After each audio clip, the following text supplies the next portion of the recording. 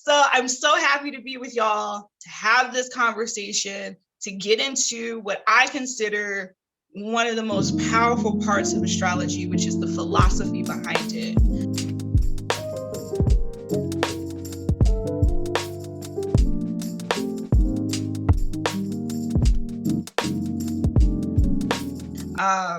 So it's the metaphysical mysticism part of astrology that I'm really, really excited to get to. There are certain works of astrology that are very much so considered hidden esoteric knowledge that will require you to read certain works of philosophers. Like, don't come over here trying to read this information without understanding what reality is. And there's one book that I'm reading specifically that actually pointed out certain works of Plato and Aristotle to read in order for you to even understand the astrological knowledge that's in the book. So philosophy is really, really important to astrology. And I really wish that more people would understand or lean or study the philosophy, because it would make you a better astrologer. Philosophy it kind of starts where empirical evidence ends, because it asks the abstract questions of existence, of being. It's not about necessarily finding the answers in philosophy, in the study of philosophy. It's about what questions to ask. The fact that we as astrologers are interpreting human experience, we have to question what human experience is. We're not saying that the question needs to be answered, but we do need to think about the question. Because once you realize what this thing is that we call reality, because again, astrology is a way to look at the matrix, then you become a critical thinker, and it is harder to control you. It's harder to control you when you're able to just ask questions like, why do we have to work? What in society has been born to make us all think that we have to work? Like, that doesn't make any sense when you start to question it. But when you just assume like, oh no, you go to school and then you graduate and then you go to college and then you get a degree and now you have debt, but you're going to pay it off. And then you get into your job. And if you love what you do, you're not working a day in your life. And then you do this 9-to-5 thing, and then you have kids, and then they grow up, and then, you die. And it's like, you got to question these things. If you don't question these things, you end up doing whatever they have put into place for you to do. And astrology, as I've said, helps you think critically. The biggest hit to astrology was in the 1700s, where people were starting to rely on empirical evidence.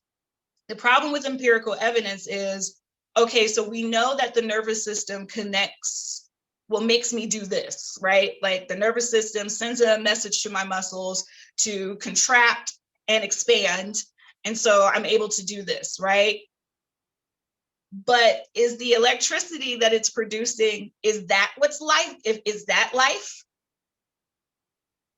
Is that life? Because in order for me to come back, if I coded on the table with the doctors, they would shock me with electricity to bring me back to life.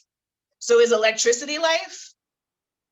And I remember asking this question, was it to my baby? I think it was to my husband. He was like, no, I think life is consciousness itself.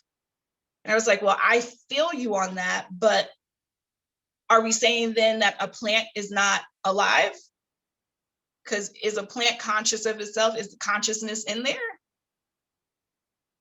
Well, yeah, there's some people who are saying it. And how can they find out that there is some consciousness in there? Through electricity. They do these little nodes and they find there's some frequency there is going on. I think there was some experiment that was happening where they were thinking that they wanted to burn the plant or something, or they had fire on and they picked up different energy from the plant. The plant reacted.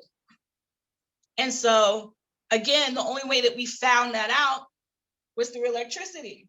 So, like, these are the questions that philosophy helps you to ask. Yes, the empirical evidence is there. Yes, we know that plants are alive and they have some type of consciousness.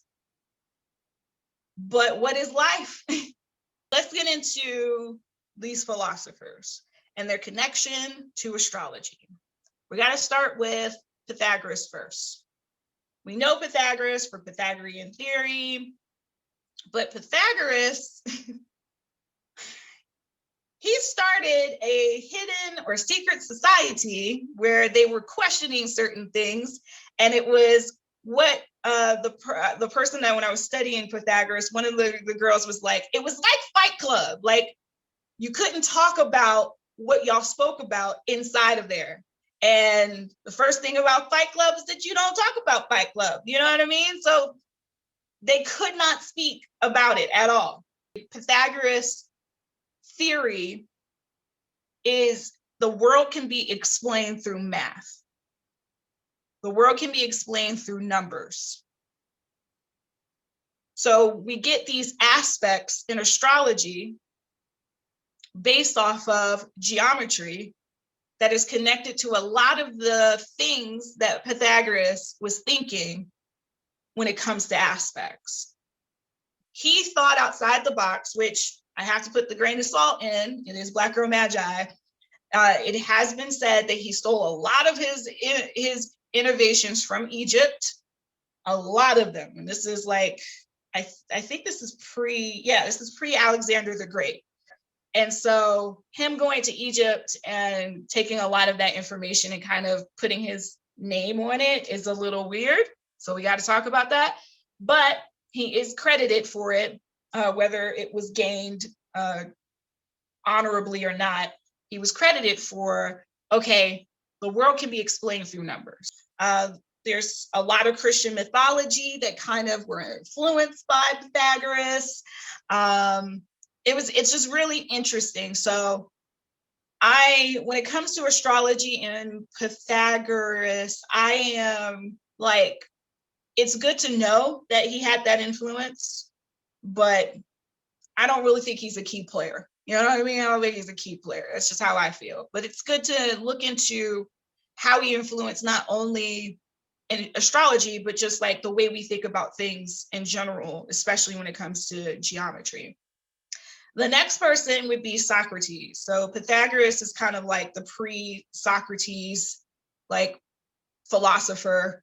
A lot of, when you start studying philosophy, they kind of like break up this pre-Socrates and then after Socrates kind of feel, which is really interesting because Socrates was executed, not in the same way as Jesus, but was executed by the state because of his mouth. Because of his mouth. Similar to the Jesus story. So Socrates was this regular dude. He was a stonemasonry person. He made bricks and was annoying. And when I'm saying annoying, I'm saying, like, I researched this